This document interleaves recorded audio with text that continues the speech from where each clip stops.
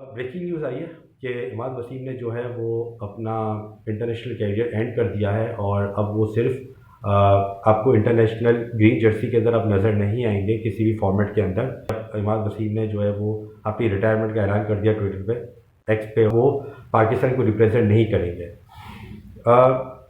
दो तीन रीज़न से, सिंपल से और बहुत ऑब्वियस रीज़न से, बिकॉज उन्होंने अपनी जो वो वर्ल्ड कप की ट्रांसमिशन कर रहे थे उसके अंदर बता दिया था उन्होंने कि वो किस पर्पस पे से लीग्स वगैरह खेल रहे हैं। उनकी कमिटमेंट्स है लीग्स में, डोमेस्टिक में उनकी कमिटमेंट्स अब नहीं है, वो अब खेलना नहीं चाहते। अगर खेलेंगे भी तो गारंटी के साथ खेलेंगे कि उनको जो है वो नेशनल टीम में पार्ट लिया जाए, जो कि नियरली पॉसिबल होता है। बिकॉज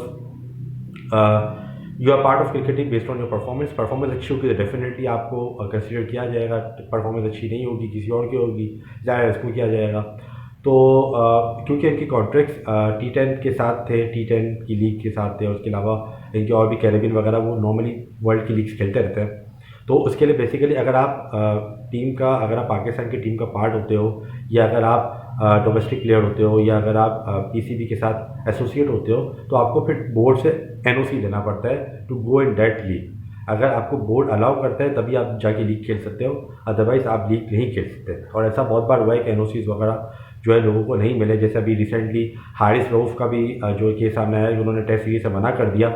इसके बाद बोर्ड ने सोचा कि अब BBL का, लोगों ने ये परसीव किया कि क्योंकि BBL का आने वाला है कॉन्ट्रैक्ट, जो कि बिग बैश है और बहुत बड़ी लीग है, पैसा ज़्यादा मिलेगा, तो बोर्ड ने फिर ये सोचना शुरू कर दिया कि अब इसको जो है वो BBL का हम NOC नहीं देंगे। और अब वो नेशनल T20 वगैरह में खेल रहे हैं। खैर वो रेगुलर करंट प्लेयर है तो इसलिए खेल रहे हैं।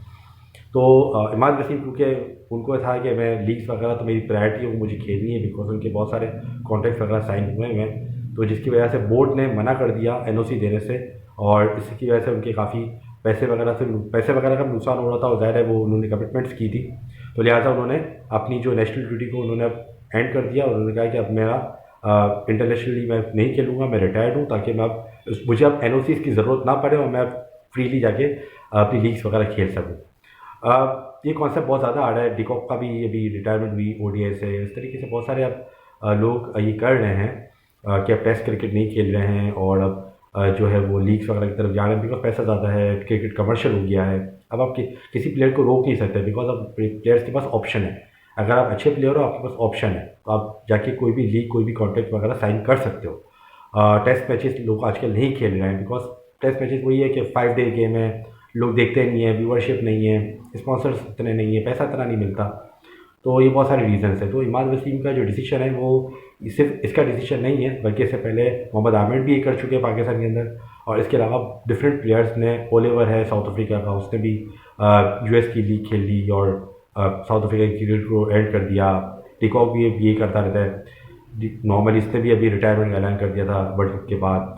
तो इस तरीके से बहुत सारे प्लेयर्स हैं। नेविन उल हक ने ये किया है कि उन्होंने अफगानिस्तान की ODI क्रिकेट छोड़ दी। तो अब लॉन्ग फॉर्मेट से प्लेयर्स जा रहे हैं शॉर्ट फॉर्मेट की तरफ, बिकॉज पैसा ज़्यादा है, कम टाइम लगता है, एनर्जी कम लगती है, आपका कैरियर प्रोलॉन्ग होता है। तो ये जो न्यूज़ है कोई न्यू न्यूज़ नहीं है, ये एक्सपेक्टेड था, क्योंकि अगर बोर्ड ने NOC नहीं देना था तो उसे रिटायरमेंट लेनी थी, बिकॉज उसके पास कोई ऑप्शन था नहीं, और उसको लीग्स खेलनी थी, उसकी प्रायोरिटी लीग्स है।